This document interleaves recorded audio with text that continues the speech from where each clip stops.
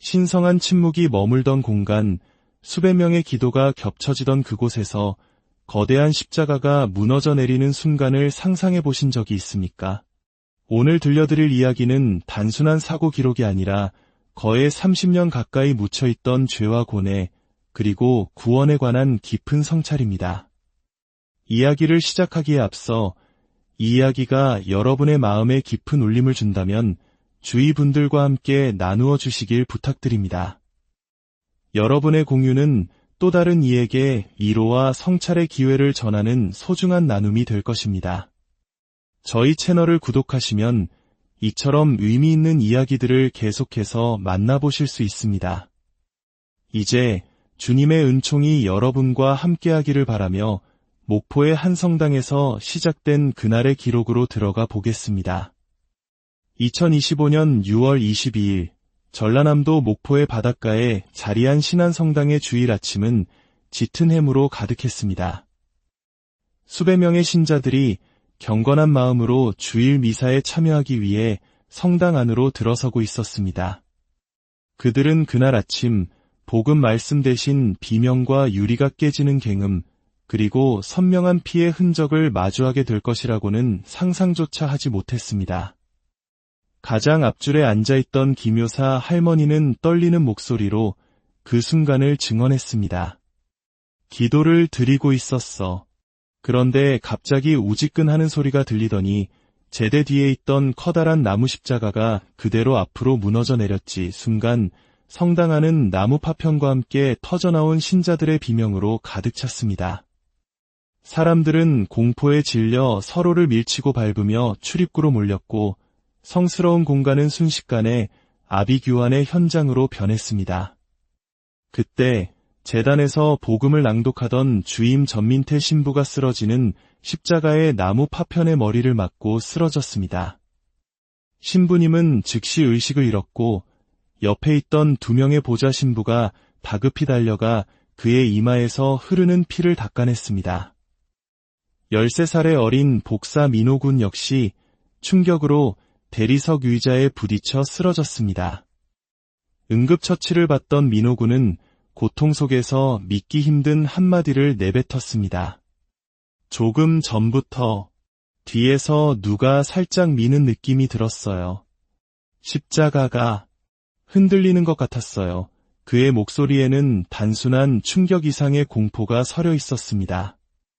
신고 15분 만에 구조대가 도착했습니다. 무너진 십자가의 잔해를 치우자 모두를 경악하게 한 장면이 드러났습니다. 십자가를 지탱하던 나무 받침대의 못몇 개가 인위적으로 잘려나간 흔적이 발견된 것입니다. 마치 누군가가 의도적으로 구조 연결부를 미리 해체해 놓은 듯한 모습이었습니다. 이를 발견한 성보나파시오 보좌 신부는 충격에 휩싸여 말했습니다. 저희는 매주 안전점검을 했습니다. 나무가 썩은 흔적도 없었고 외부의 강한 충격 없이는 절대 이렇게 무너질 수 없습니다. 사건은 즉시 교구에 보고되었고 목포지방경찰청 수사팀이 현장에 긴급 출동했습니다. 성당 전체는 폴리스라인으로 봉쇄되었고 수색견까지 투입되었습니다. 그리고 3시간 뒤 수색견 한 마리가 고해소 옆 어두운 구석에서 격렬하게 짖기 시작했습니다. 그곳에서 사건의 진실을 품고 있는 낡은 가방 하나가 발견되었습니다. 가방 안에는 검게 변색된 마른 피가 묻은 작은 칼과 반쯤 불의 탄묵주가 들어있었습니다. 그리고 그 밑에는 얼룩진 은박종이 조각 하나가 있었습니다. 거기에는 희미한 글씨가 적혀 있었습니다. 박민석 1998. 용서해 주소서. 박민석은 누구일까요?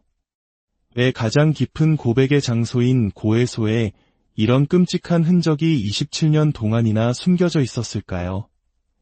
그날 무너진 것은 비단 성당의 십자가만이 아니었습니다. 그것은 한 사제의 영혼과 공동체의 믿음, 그리고 27년간 묻혀있던 한 소년의 비극적인 진실이었습니다. 사건 다음 날 광주 지역 특수수사팀이 신안성당에 투입되었습니다. 과거 여러 실종 사건을 해결한 베테랑 수색견 모피와 독도가 현장을 샅샅이 훑기 시작했습니다. 수사팀의 이영우 경위는 당시 상황을 이렇게 회고했습니다. 처음엔 수색견 모피가 고해소 벽을 향해 짖는 것을 오탐이라고 생각했습니다. 하지만 녀석은 멈추지 않았고 곧이어 독도까지 합새 같은 곳을 향해 짖어댔습니다. 그건 단순한 본능이 아니었습니다. 무언가 있다는 확신이었습니다. 결국 목수가 동원되어 고해소의 벽 일부를 해체하기 시작했습니다. 그 벽은 방음을 위한 이중벽 구조였는데 그 뒤에는 깊이 약 40cm의 작은 비밀 공간이 숨겨져 있었습니다. 그리고 그 안에서 방청 페인트 자국이 선명한 낡은 가방이 모습을 드러냈습니다. 모두가 숨을 죽인 가운데 이영우 경위가 조심스럽게 가방을 열었습니다. 안에는 부러진 제사용 칼, 불에 그슬린 묵주 한 줄, 그리고 박민석 1998 용서의 주소서라고 쓰인 노란 종이가 들어있었습니다. 그 순간 현장에 함께 있던 전 보좌 신부 김현우 신부의 얼굴이 새하얗게 질렸습니다. 그는 속삭이듯 말했습니다. 박민석. 1998년에 갑자기 사라졌던 어린 부재였습니다. 명단에는 이름이 있었지만 그만둔 사유는 공란으로 비어 있었죠. 전출 기록도 이사 기록도 없었습니다. 당시 주일학교 교리교사였던 은퇴한 이혜지 수녀님도 증인으로 출석했습니다. 민석이는 참 총명하고 신앙심이 깊은 아이였어요. 신부님의 수양아들처럼 본당의 기대를 한몸에 받았죠. 그런데 어느 날 정말 갑자기 사라졌어요. 부모님은 김해로 전학 갔다고 둘러댔지만 아무도 배웅한 사람이 없었고 편지 한 통 오지 않았습니다. 제사용 칼에 묻은 혈흔은 즉시 국립과학수사연구원으로 보내졌습니다. 건조한 벽 안에 보관된 덕분에 DNA 추출이 가능하다는 희망적인 소식이 들려왔습니다. 경찰은 1998년 당시 목포 인근 지역의 소년 실종 및 사망 사건 기록을 모두 재검토하기 시작했고 마침내 박민석 군의 어머니 박순자 여사와 연락이 닿았습니다. 성당에서 약 3km 떨어진 작은 마을에서 홀로 살고 있던 박순자 여사는 조사실로 와 눈물로 DNA 채취에 응했습니다. 우리 아들이 그냥 납치된 줄로만 알았어요. 그래도 어딘가에서 잘 살고 있기를 매일 밤 기도했습니다. 48시간 후 DNA 분석 결과가 나왔습니다. 가족 유전자와의 일치 확률 98%. 이로써 1998년의 실종 사건은 27년 만에 차가운 살인 및 사체 유기 사건으로 공식 전환되었습니다. 경찰은 성당 경내 전체를 대상으로 지하 탐사 레이더와 같은 첨단 장비를 동원해 정밀 수색을 시작했습니다. 은퇴한 이혜지 수녀님은 떨리는 목소리로 결정적인 증언을 덧붙였습니다. 민석이가 사라질 무렵 성당 고해소 일부를 수리하고 있었어요. 공사 때문에 어수선했죠.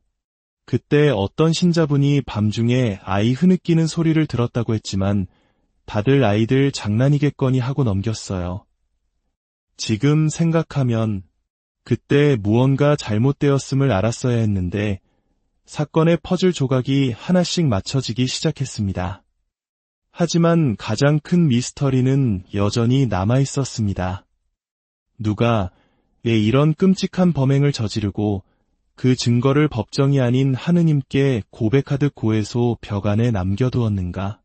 수사가 진행되던 중 경찰은 교구 측에 전민태 신부의 사제 서품 이전 기록을 요청했습니다.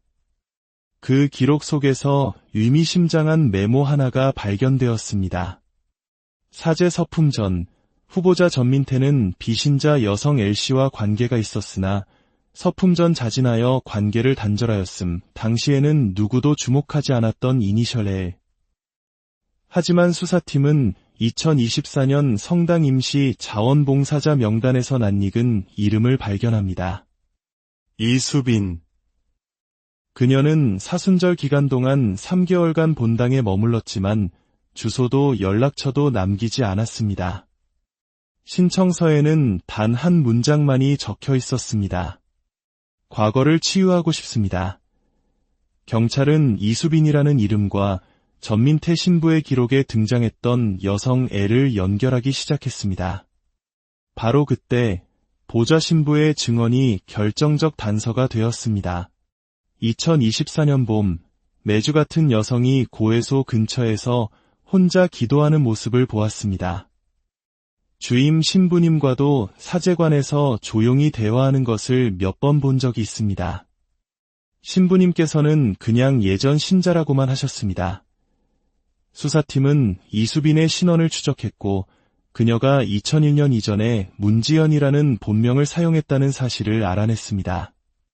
놀랍게도 문지연은 전민태 신부의 신학생 시절 일기장에 단 한 번 등장했던 여성의 이름과 정확히 일치했습니다. 그 직후 경찰은 전민태 신부의 사제관을 수색하던 중 낡은 성서 책갈피에서 서명 없는 편지 한 통을 발견합니다. 당신은 하느님을 택했고 나는 침묵을 택했어요. 하지만 이제 당신의 믿음은 당신이 사랑했던 사람으로부터 시험받게 될 거예요. 편지의 필체는 고해소 벽 안에서 발견된 용서의 주소서라는 메모의 필체와 거의 일치한다는 감정 결과가 나왔습니다. 수사팀은 가설을 세웠습니다. 그녀가 다시 성당에 나타난 이유는 단순한 봉사가 아니었다. 그것은 오랜 시간 기다려온 복수의 서막이었을지도 모른다. 사랑했던 남자가 자신 대신 하느님을 택하고 심지어 어린 소년에게 애정을 쏟는다고 오해한 한 여인의 뒤틀린 질투와 배신감. 그 감정은 그녀를 어디까지 몰고 갔을까요? 수사본부는 즉시 본명 문지연, 가명 이수빈을 살인 용의자로 특정하고 전국에 수배령을 내렸습니다. 그녀가 사용하던 구형 휴대폰의 GPS 신호가 목포를 떠나 부산으로 향한 것이 확인되었고 마침내 6월 26일 그녀는 부산 해운대의 한 여관에서 체포되었습니다. 체포 당시 그녀는 저항하지 않았습니다. 침대에 조용히 앉아있던 그녀는 경찰이 들이닥치자 담담하게 말했습니다. 드디어 오셨네요. 그녀의 배낭 안에서는 환하게 웃고 있는 박민석 군의 주일학교 사진이 발견되었습니다. 사진 뒷면에는 보라색 펜으로 이렇게 적혀 있었습니다. 다음 생에는 다시 만나지 말아요. 문지연은 변호사 조력도 거부한 채 모든 것을 자백하기 시작했습니다. 1995년 그는 나를 떠나 신부가 되었어요. 모든 걸 잊으려고 서울로 올라가 이름도 바꿨죠. 하지만 3년 뒤 우연히 목포에 내려왔다가 성당에서 그를 다시 보게 되었어요. 그리고 그 순간 알았죠. 그의 눈빛이, 나를 향했던 그 눈빛이 이제는 그 아이 박민석을 향해 있다는 걸. 그녀의 질투는 광기로 변했습니다. 1998년 여름 그녀는 저녁 고해 준비를 하던 민석 군을 찾아갔습니다. 사과를 건네는 척하며 품에 숨긴 칼로 아무도 없는 고해소 안에서 끔찍한 범행을 저질렀습니다. 나는 법의 용서가 아니라 하느님의 용서를 바랐어요. 그래서 고해소에 모든 것을 남기고 떠난 거예요. 2024년 다시 성당에 돌아온 이유를 묻자 그녀는 이렇게 답했습니다.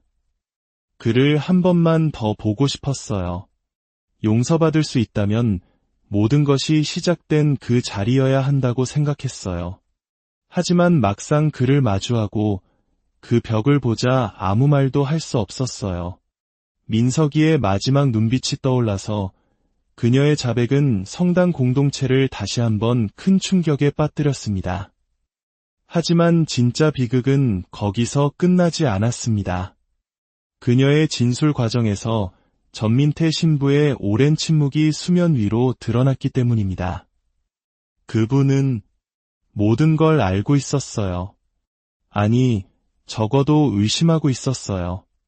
제가 다시 성당에 나타났을 때 저를 한눈에 알아봤으니까요.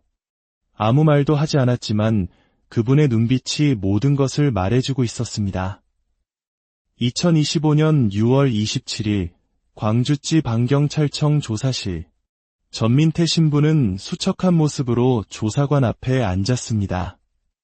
신부님은 그녀가 돌아왔을 때 문지연이라는 사실을 알아보셨습니까? 그는 긴 침묵 끝에 천천히 고개를 끄덕였습니다. 처음엔 확신하지 못했습니다. 하지만 어느 날 고해소에서 그녀가 아무 말 없이 눈물만 흘리고 있을 때 직감했습니다. 그녀가 문지연이라는 것을, 그리고 그녀 안에 거대한 죄가 있다는 것을. 그렇다면 왜 신고하지 않으셨습니까? 전 신부는 고개를 떨구었습니다. 증거가 없었습니다. 그리고 저는 그녀가 언젠가 스스로 고백할 것이라고 믿었습니다. 하느님께서 그녀의 입을 열게 하실 것이라고 그렇게 믿고 싶었습니다. 그의 진술은 엄청난 윤리적 논란을 불러일으켰습니다.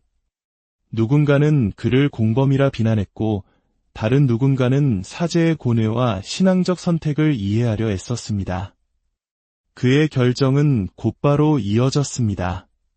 다음 날 전민태 신부는 교구에 사임서를 제출했습니다. 사임서에는 단 한 문장이 적혀 있었습니다. 저는 27년 동안 입을 다문 죄를 참회하며 더 이상 제단 앞에 설 자격이 없습니다. 그는 형사처벌은 면했지만 스스로 가장 무거운 벌을 선택했습니다. 외부와의 모든 연락을 끊고 전라남도 화순의 깊은 산속에 있는 침묵 수도원으로 들어간 것입니다. 수도원으로 떠나던 날 새벽, 그는 성당 제대 앞에 홀로 앉아 성모상 아래의 촛불들을 하나하나 바로 세웠습니다. 그리고 불에 탄 묵주 하나만을 손에 쥔 채 조용히 성당을 떠났습니다. 전민태 신부가 떠난 자리에 예수의 출신의 새로운 주임, 하정우 신부가 부임했습니다.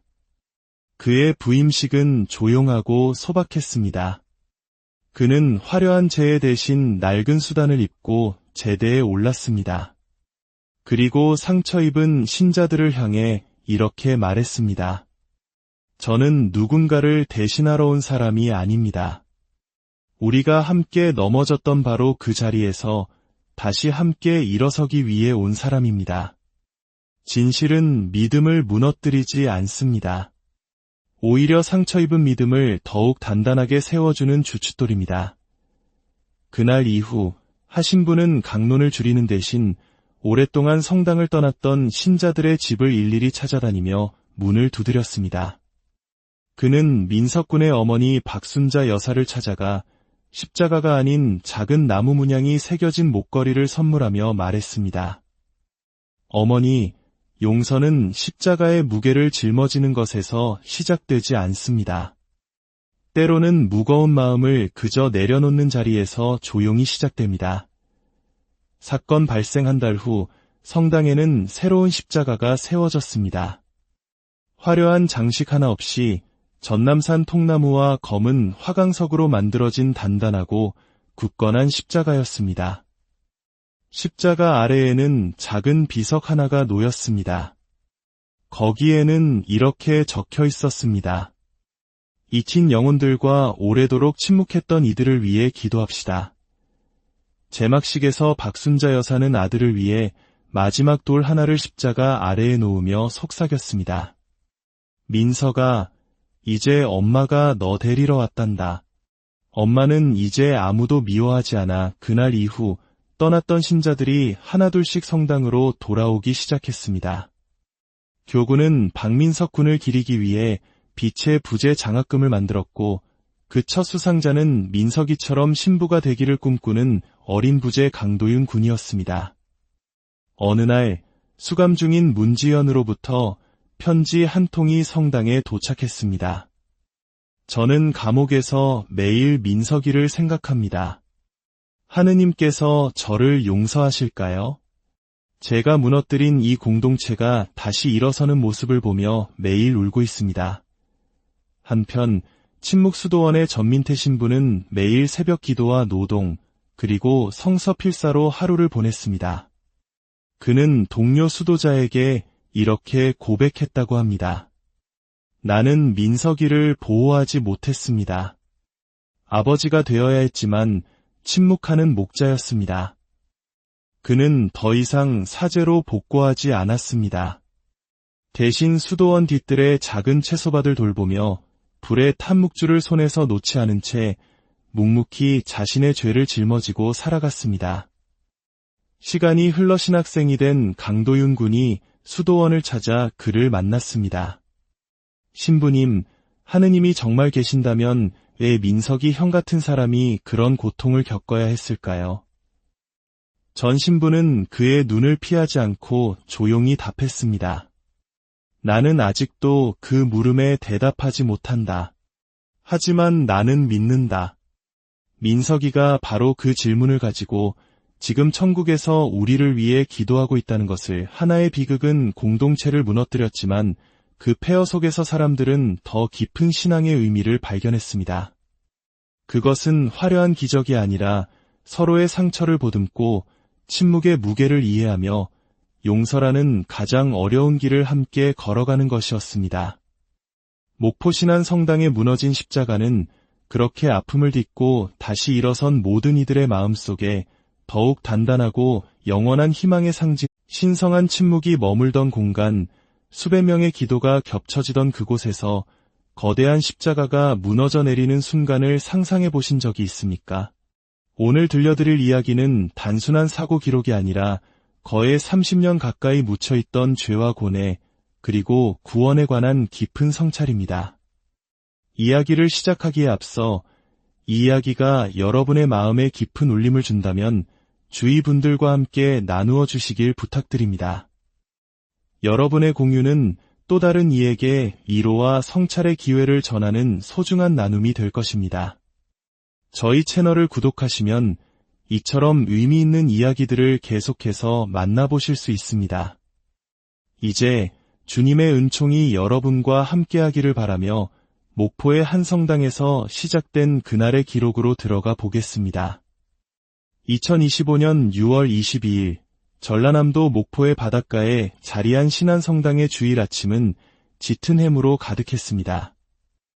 수백 명의 신자들이 경건한 마음으로 주일 미사에 참여하기 위해 성당 안으로 들어서고 있었습니다. 그들은 그날 아침 복음 말씀 대신 비명과 유리가 깨지는 갱음, 그리고 선명한 피의 흔적을 마주하게 될 것이라고는 상상조차 하지 못했습니다. 가장 앞줄에 앉아있던 김효사 할머니는 떨리는 목소리로 그 순간을 증언했습니다. 기도를 드리고 있었어. 그런데 갑자기 우지끈하는 소리가 들리더니 제대 뒤에 있던 커다란 나무 십자가가 그대로 앞으로 무너져 내렸지. 순간 성당 안은 나무 파편과 함께 터져나온 신자들의 비명으로 가득 찼습니다. 사람들은 공포에 질려 서로를 밀치고 밟으며 출입구로 몰렸고 성스러운 공간은 순식간에 아비규환의 현장으로 변했습니다. 그때 제단에서 복음을 낭독하던 주임 전민태 신부가 쓰러지는 십자가의 나무 파편의 머리를 맞고 쓰러졌습니다. 신부님은 즉시 의식을 잃었고 옆에 있던 두 명의 보좌 신부가 다급히 달려가 그의 이마에서 흐르는 피를 닦아냈습니다. 13살의 어린 복사 민호군 역시 충격으로 대리석 의자에 부딪혀 쓰러졌습니다. 응급처치를 받던 민호군은 고통 속에서 믿기 힘든 한마디를 내뱉었습니다. 조금 전부터 뒤에서 누가 살짝 미는 느낌이 들었어요. 십자가가 흔들리는 것 같았어요. 그의 목소리에는 단순한 충격 이상의 공포가 서려 있었습니다. 신고 15분 만에 구조대가 도착했습니다. 무너진 십자가의 잔해를 치우자 모두를 경악하게 한 장면이 드러났습니다. 십자가를 지탱하던 나무 받침대의 못몇 개가 인위적으로 잘려나간 흔적이 발견된 것입니다. 마치 누군가가 의도적으로 구조 연결부를 미리 해체해 놓은 듯한 모습이었습니다. 이를 발견한 성보나파시오 보좌 신부는 충격에 휩싸여 말했습니다. 저희는 매주 안전 점검을 했습니다. 나무가 썩은 흔적도 없었고 외부의 강한 충격 없이는 절대 이렇게 무너질 수 없습니다. 사건은 즉시 교구에 보고되었고 목포지방경찰청 수사팀이 현장에 긴급 출동했습니다. 성당 전체는 폴리스라인으로 봉쇄되었고 수색견까지 투입되었습니다. 그리고 3시간 뒤 수색견 한 마리가 고해소 옆 어두운 구석에서 격렬하게 짖기 시작했습니다. 그곳에서 사건의 진실을 품고 있는 낡은 가방 하나가 발견되었습니다. 가방 안에는 검게 변색된 마른 피가 묻은 작은 칼과 반쯤 불의 탄묵주가 들어있었습니다. 그리고 그 밑에는 얼룩진 은박종이 조각 하나가 있었습니다. 거기에는 희미한 글씨가 적혀 있었습니다. 박민석 1998. 용서해 주소서. 박민석은 누구일까요? 왜 가장 깊은 고백의 장소인 고해소에 이런 끔찍한 흔적이 27년 동안이나 숨겨져 있었을까요? 그날 무너진 것은 비단 성당의 십자가만이 아니었습니다. 그것은 한 사제의 영혼과 공동체의 믿음, 그리고 27년간 묻혀있던 한 소년의 비극적인 진실이었습니다. 사건 다음 날 광주 지역 특수수사팀이 신안성당에 투입되었습니다. 과거 여러 실종 사건을 해결한 베테랑 수색견 모피와 독도가 현장을 샅샅이 훑기 시작했습니다.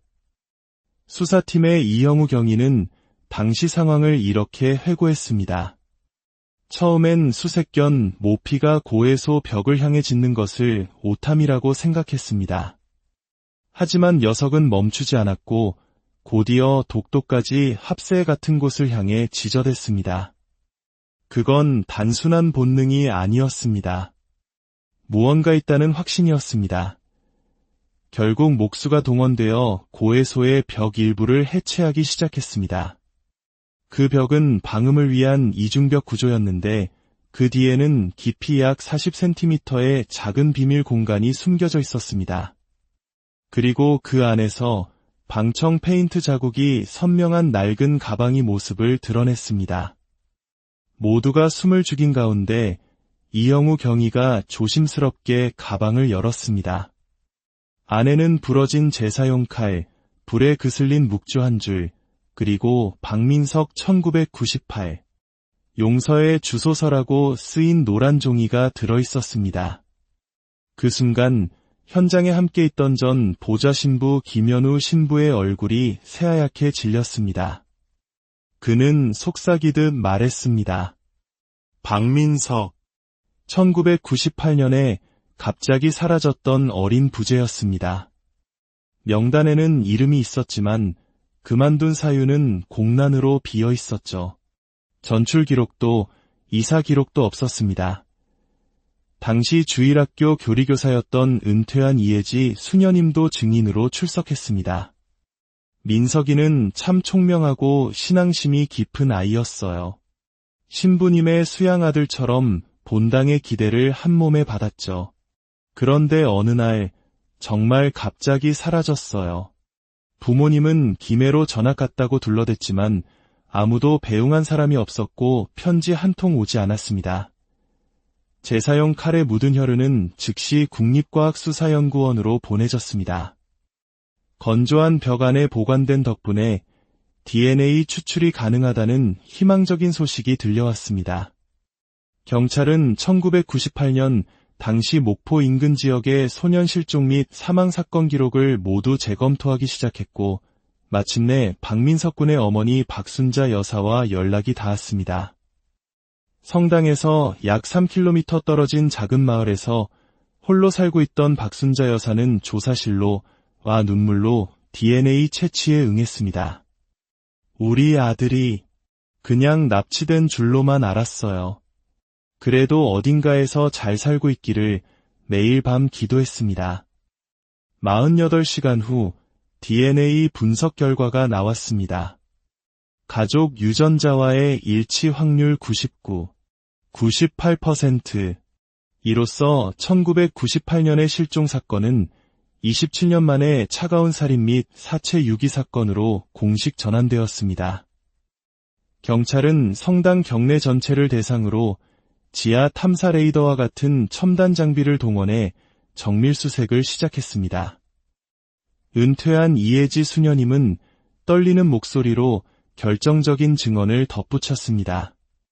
민석이가 사라질 무렵 성당 고해소 일부를 수리하고 있었어요. 공사 때문에 어수선했죠.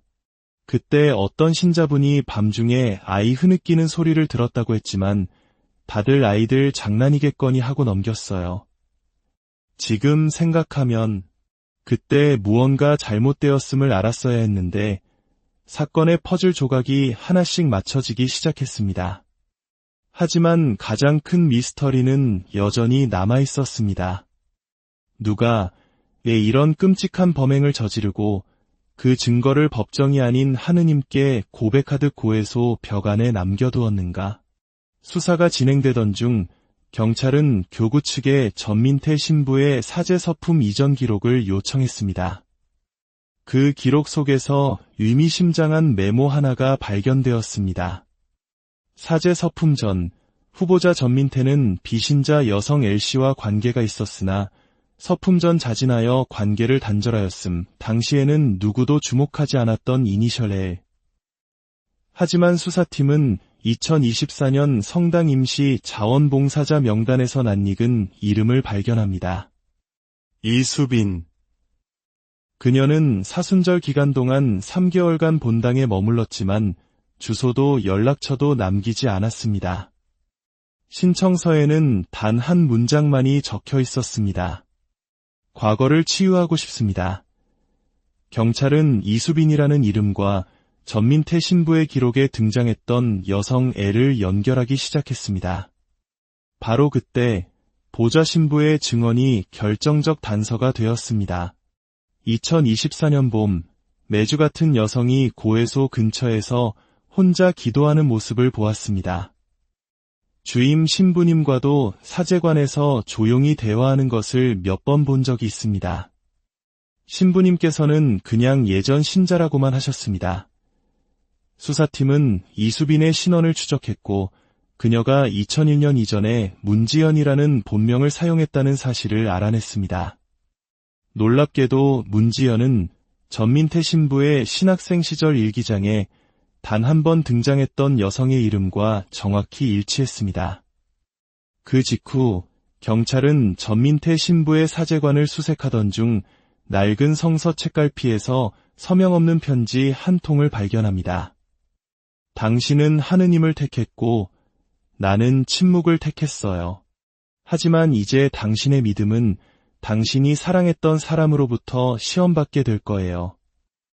편지의 필체는 고해소 벽 안에서 발견된 용서의 주소서라는 메모의 필체와 거의 일치한다는 감정 결과가 나왔습니다.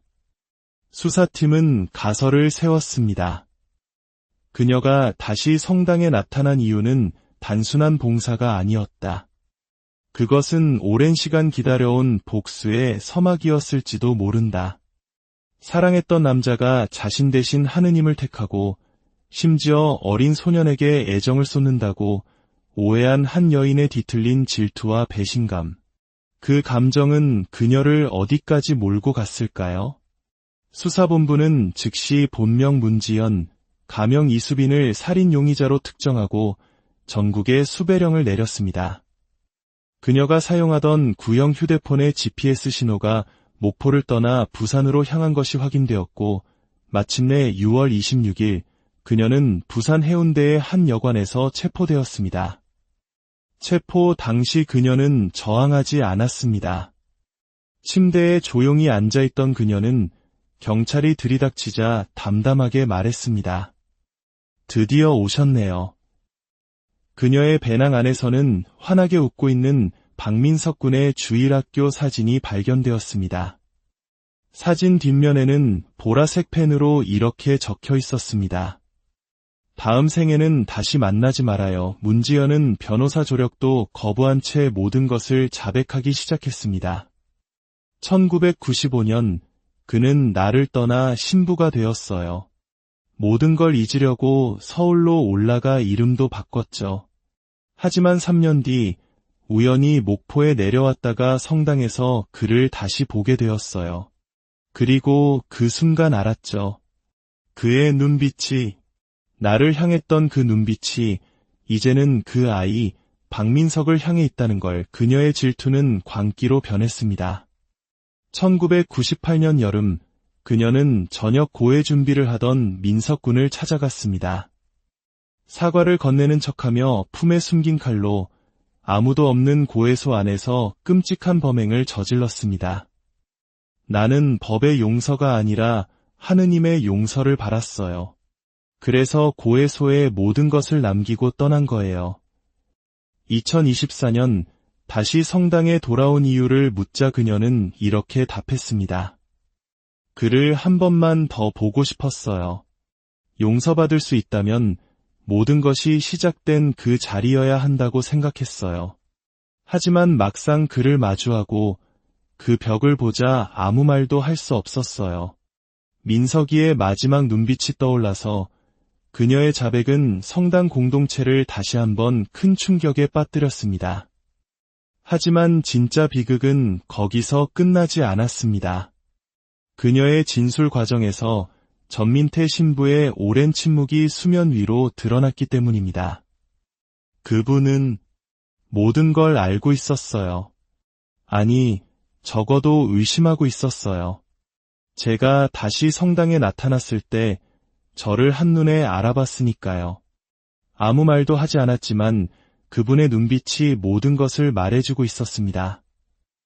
2025년 6월 27일 광주지 방경찰청 조사실. 전민태 신부는 수척한 모습으로 조사관 앞에 앉았습니다.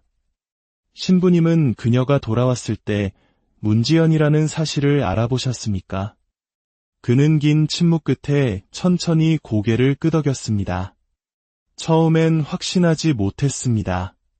하지만 어느 날 고해소에서 그녀가 아무 말 없이 눈물만 흘리고 있을 때 직감했습니다. 그녀가 문지연이라는 것을, 그리고 그녀 안에 거대한 죄가 있다는 것을. 그렇다면 왜 신고하지 않으셨습니까? 전 신부는 고개를 떨구었습니다. 증거가 없었습니다. 그리고 저는 그녀가 언젠가 스스로 고백할 것이라고 믿었습니다. 하느님께서 그녀의 입을 열게 하실 것이라고 그렇게 믿고 싶었습니다. 그의 진술은 엄청난 윤리적 논란을 불러일으켰습니다. 누군가는 그를 공범이라 비난했고 다른 누군가는 사제의 고뇌와 신앙적 선택을 이해하려 애썼습니다. 그의 결정은 곧바로 이어졌습니다. 다음 날 전민태 신부는 교구에 사임서를 제출했습니다. 사임서에는 단 한 문장이 적혀 있었습니다. 저는 27년 동안 입을 다문 죄를 참회하며 더 이상 제단 앞에 설 자격이 없습니다.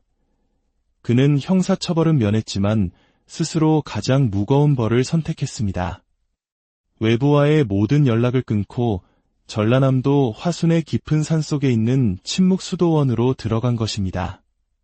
수도원으로 떠나던 날 새벽, 그는 성당 제대 앞에 홀로 앉아 성모상 아래의 촛불들을 하나하나 바로 세웠습니다. 그리고 불에 탄 묵주 하나만을 손에 쥔 채 조용히 성당을 떠났습니다. 전민태 신부가 떠난 자리에 예수의 출신의 새로운 주임, 하정우 신부가 부임했습니다. 그의 부임식은 조용하고 소박했습니다. 그는 화려한 제의 대신 낡은 수단을 입고 제대에 올랐습니다. 그리고 상처 입은 신자들을 향해 이렇게 말했습니다. 저는 누군가를 대신하러 온 사람이 아닙니다. 우리가 함께 넘어졌던 바로 그 자리에서 다시 함께 일어서기 위해 온 사람입니다. 진실은 믿음을 무너뜨리지 않습니다. 오히려 상처 입은 믿음을 더욱 단단하게 세워주는 주춧돌입니다.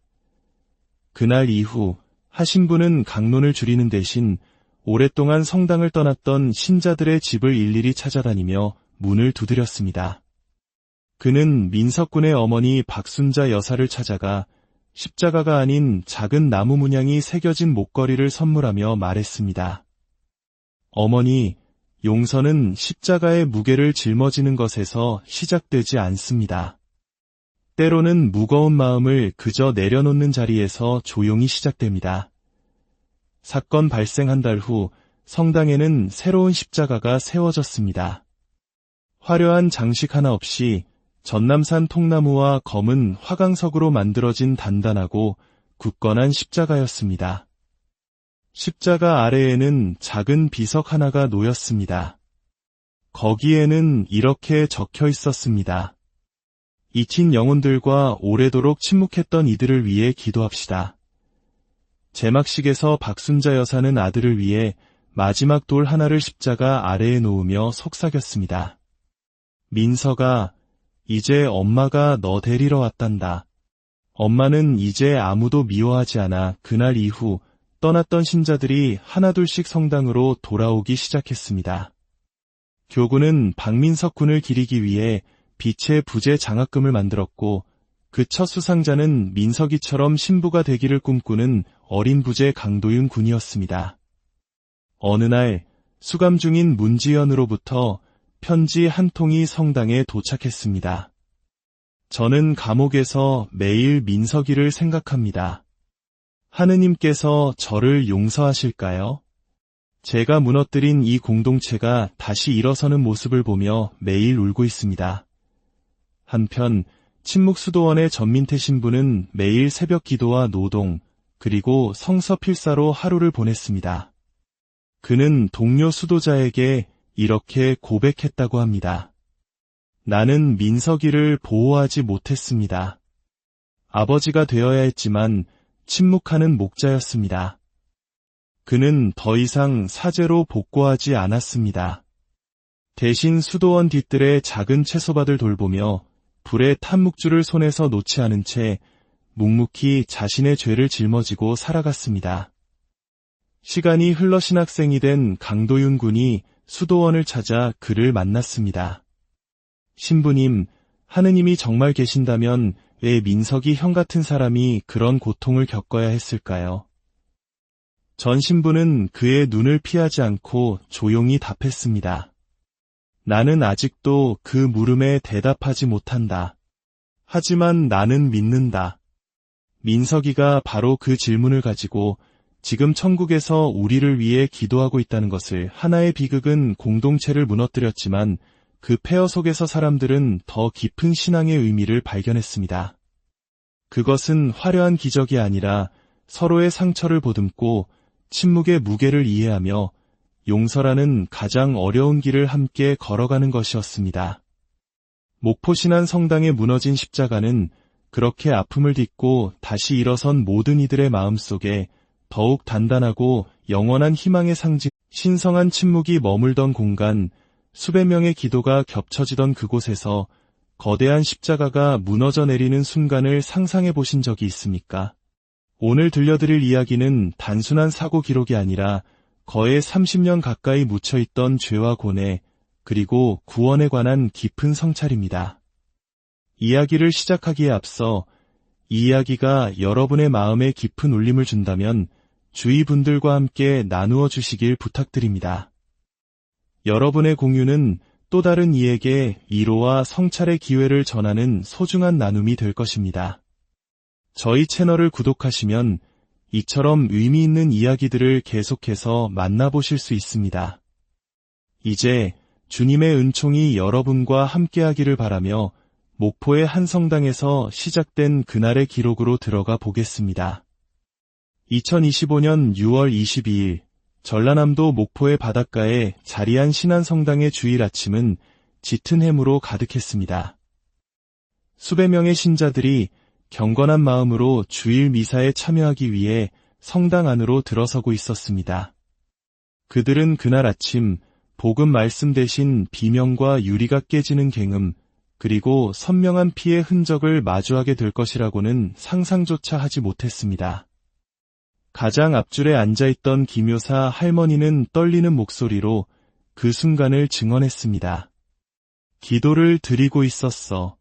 그런데 갑자기 우지끈하는 소리가 들리더니 제대 뒤에 있던 커다란 나무 십자가가 그대로 앞으로 무너져 내렸지. 순간 성당 안은 나무 파편과 함께 터져나온 신자들의 비명으로 가득 찼습니다. 사람들은 공포에 질려 서로를 밀치고 밟으며 출입구로 몰렸고 성스러운 공간은 순식간에 아비규환의 현장으로 변했습니다. 그때 재단에서 복음을 낭독하던 주임 전민태 신부가 쓰러지는 십자가의 나무 파편의 머리를 맞고 쓰러졌습니다. 신부님은 즉시 의식을 잃었고 옆에 있던 2명의 보좌 신부가 다급히 달려가 그의 이마에서 흐르는 피를 닦아냈습니다. 13살의 어린 복사 민호군 역시 충격으로 대리석 의자에 부딪혀 쓰러졌습니다. 응급처치를 받던 민호군은 고통 속에서 믿기 힘든 한마디를 내뱉었습니다. 조금 전부터 뒤에서 누가 살짝 미는 느낌이 들었어요. 십자가가 흔들리는 것 같았어요. 그의 목소리에는 단순한 충격 이상의 공포가 서려 있었습니다. 신고 15분 만에 구조대가 도착했습니다. 무너진 십자가의 잔해를 치우자 모두를 경악하게 한 장면이 드러났습니다. 십자가를 지탱하던 나무 받침대의 못몇 개가 인위적으로 잘려나간 흔적이 발견된 것입니다. 마치 누군가가 의도적으로 구조 연결부를 미리 해체해 놓은 듯한 모습이었습니다. 이를 발견한 성보나 파시오 보좌 신부는 충격에 휩싸여 말했습니다. 저희는 매주 안전점검을 했습니다. 나무가 썩은 흔적도 없었고 외부의 강한 충격 없이는 절대 이렇게 무너질 수 없습니다. 사건은 즉시 교구에 보고되었고 목포지 안경찰청 수사팀이 현장에 긴급 출동했습니다. 성당 전체는 폴리스라인으로 봉쇄되었고 수색견까지 투입되었습니다. 그리고 3시간 뒤 수색견 한 마리가 고해소 옆 어두운 구석에서 격렬하게 짖기 시작했습니다. 그곳에서 사건의 진실을 품고 있는 낡은 가방 하나가 발견되었습니다. 가방 안에는 검게 변색된 마른 피가 묻은 작은 칼과 반쯤 불의 탄묵주가 들어있었습니다. 그리고 그 밑에는 얼룩진 은박종이 조각 하나가 있었습니다. 거기에는 희미한 글씨가 적혀 있었습니다. 박민석 1998. 용서해 주소서. 박민석은 누구일까요? 왜 가장 깊은 고백의 장소인 고해소에 이런 끔찍한 흔적이 27년 동안이나 숨겨져 있었을까요? 그날 무너진 것은 비단 성당의 십자가만이 아니었습니다. 그것은 한 사제의 영혼과 공동체의 믿음, 그리고 27년간 묻혀있던 한 소년의 비극적인 진실이었습니다. 사건 다음 날 광주 지역 특수수사팀이 신안성당에 투입되었습니다. 과거 여러 실종 사건을 해결한 베테랑 수색견 모피와 독도가 현장을 샅샅이 훑기 시작했습니다. 수사팀의 이영우 경위는 당시 상황을 이렇게 회고했습니다. 처음엔 수색견 모피가 고해소 벽을 향해 짖는 것을 오탐이라고 생각했습니다. 하지만 녀석은 멈추지 않았고 곧이어 독도까지 합새 같은 곳을 향해 지저댔습니다. 그건 단순한 본능이 아니었습니다. 무언가 있다는 확신이었습니다. 결국 목수가 동원되어 고해소의 벽 일부를 해체하기 시작했습니다. 그 벽은 방음을 위한 이중벽 구조였는데 그 뒤에는 깊이 약 40cm의 작은 비밀 공간이 숨겨져 있었습니다. 그리고 그 안에서 방청 페인트 자국이 선명한 낡은 가방이 모습을 드러냈습니다. 모두가 숨을 죽인 가운데 이영우 경위가 조심스럽게 가방을 열었습니다. 안에는 부러진 제사용 칼, 불에 그슬린 묵주 한 줄, 그리고 박민석 1998, 용서의 주소서라고 쓰인 노란 종이가 들어있었습니다. 그 순간 현장에 함께 있던 전 보좌 신부 김현우 신부의 얼굴이 새하얗게 질렸습니다. 그는 속삭이듯 말했습니다. 박민석. 1998년에 갑자기 사라졌던 어린 부재였습니다. 명단에는 이름이 있었지만 그만둔 사유는 공란으로 비어 있었죠. 전출 기록도 이사 기록도 없었습니다. 당시 주일학교 교리교사였던 은퇴한 이혜지 수녀님도 증인으로 출석했습니다. 민석이는 참 총명하고 신앙심이 깊은 아이였어요. 신부님의 수양아들처럼 본당의 기대를 한몸에 받았죠. 그런데 어느 날 정말 갑자기 사라졌어요. 부모님은 김해로 전학 갔다고 둘러댔지만 아무도 배웅한 사람이 없었고 편지 한 통 오지 않았습니다. 제사용 칼에 묻은 혈흔은 즉시 국립과학수사연구원으로 보내졌습니다. 건조한 벽 안에 보관된 덕분에 DNA 추출이 가능하다는 희망적인 소식이 들려왔습니다. 경찰은 1998년 당시 목포 인근 지역의 소년 실종 및 사망 사건 기록을 모두 재검토하기 시작했고 마침내 박민석 군의 어머니 박순자 여사와 연락이 닿았습니다. 성당에서 약 3km 떨어진 작은 마을에서 홀로 살고 있던 박순자 여사는 조사실로 와 눈물로 DNA 채취에 응했습니다.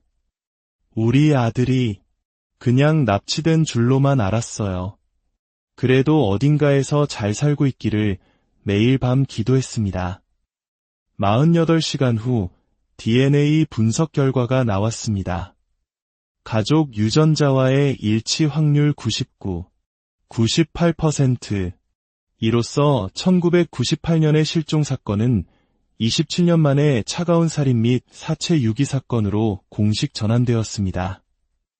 경찰은 성당 경내 전체를 대상으로 지하 탐사 레이더와 같은 첨단 장비를 동원해 정밀 수색을 시작했습니다. 은퇴한 이혜지 수녀님은 떨리는 목소리로 결정적인 증언을 덧붙였습니다. 민석이가 사라질 무렵 성당 고해소 일부를 수리하고 있었어요. 공사 때문에 어수선했죠.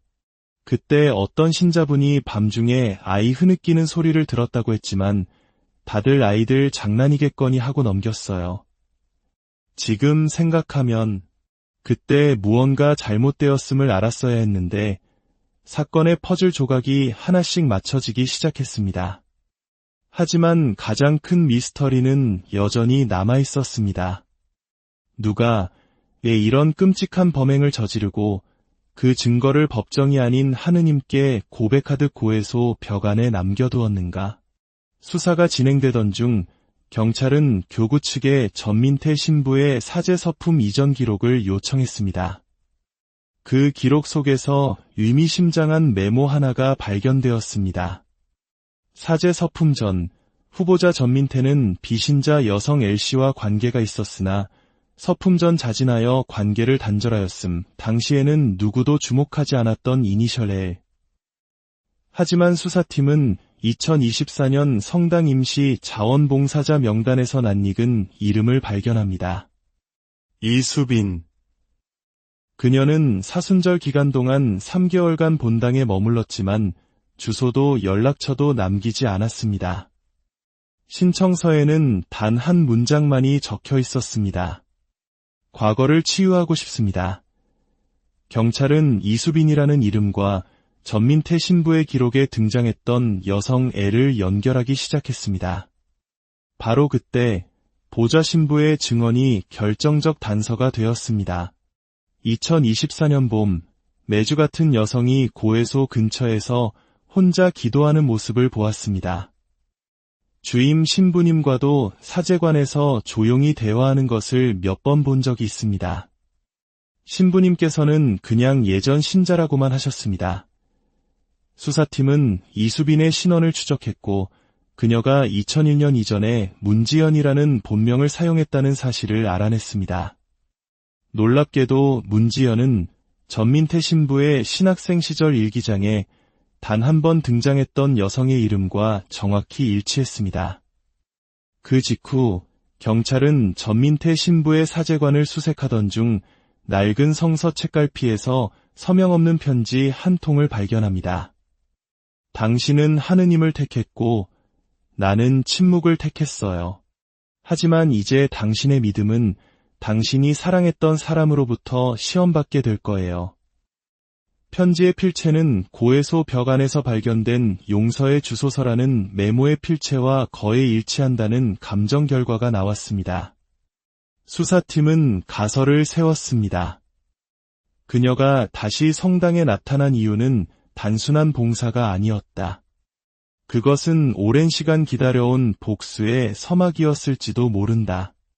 사랑했던 남자가 자신 대신 하느님을 택하고 심지어 어린 소년에게 애정을 쏟는다고 오해한 한 여인의 뒤틀린 질투와 배신감. 그 감정은 그녀를 어디까지 몰고 갔을까요? 수사본부는 즉시 본명 문지연, 가명 이수빈을 살인 용의자로 특정하고 전국에 수배령을 내렸습니다. 그녀가 사용하던 구형 휴대폰의 GPS 신호가 목포를 떠나 부산으로 향한 것이 확인되었고 마침내 6월 26일 그녀는 부산 해운대의 한 여관에서 체포되었습니다. 체포 당시 그녀는 저항하지 않았습니다. 침대에 조용히 앉아있던 그녀는 경찰이 들이닥치자 담담하게 말했습니다. 드디어 오셨네요. 그녀의 배낭 안에서는 환하게 웃고 있는 박민석 군의 주일학교 사진이 발견되었습니다. 사진 뒷면에는 보라색 펜으로 이렇게 적혀 있었습니다. 다음 생에는 다시 만나지 말아요. 문지연은 변호사 조력도 거부한 채 모든 것을 자백하기 시작했습니다. 1995년 그는 나를 떠나 신부가 되었어요. 모든 걸 잊으려고 서울로 올라가 이름도 바꿨죠. 하지만 3년 뒤 우연히 목포에 내려왔다가 성당에서 그를 다시 보게 되었어요. 그리고 그 순간 알았죠. 그의 눈빛이, 나를 향했던 그 눈빛이 이제는 그 아이 박민석을 향해 있다는 걸. 그녀의 질투는 광기로 변했습니다. 1998년 여름 그녀는 저녁 고해 준비를 하던 민석 군을 찾아갔습니다. 사과를 건네는 척하며 품에 숨긴 칼로 아무도 없는 고해소 안에서 끔찍한 범행을 저질렀습니다. 나는 법의 용서가 아니라 하느님의 용서를 바랐어요. 그래서 고해소에 모든 것을 남기고 떠난 거예요. 2024년 다시 성당에 돌아온 이유를 묻자 그녀는 이렇게 답했습니다. 그를 한 번만 더 보고 싶었어요. 용서받을 수 있다면 모든 것이 시작된 그 자리여야 한다고 생각했어요. 하지만 막상 그를 마주하고 그 벽을 보자 아무 말도 할 수 없었어요. 민석이의 마지막 눈빛이 떠올라서 그녀의 자백은 성당 공동체를 다시 한번 큰 충격에 빠뜨렸습니다. 하지만 진짜 비극은 거기서 끝나지 않았습니다. 그녀의 진술 과정에서 전민태 신부의 오랜 침묵이 수면 위로 드러났기 때문입니다. 그분은 모든 걸 알고 있었어요. 아니, 적어도 의심하고 있었어요. 제가 다시 성당에 나타났을 때 저를 한눈에 알아봤으니까요.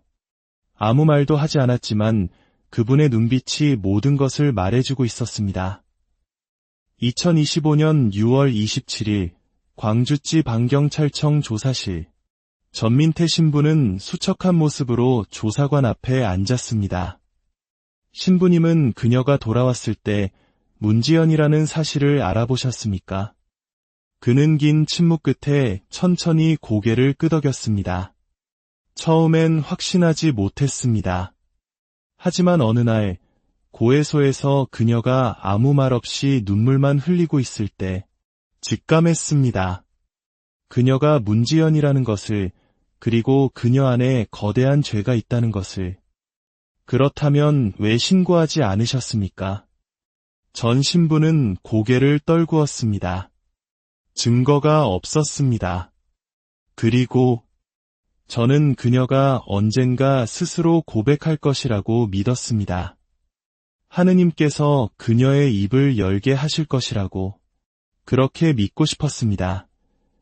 그의 진술은 엄청난 윤리적 논란을 불러일으켰습니다. 누군가는 그를 공범이라 비난했고 다른 누군가는 사제의 고뇌와 신앙적 선택을 이해하려 애썼습니다. 그의 결정은 곧바로 이어졌습니다. 다음 날 전민태 신부는 교구에 사임서를 제출했습니다.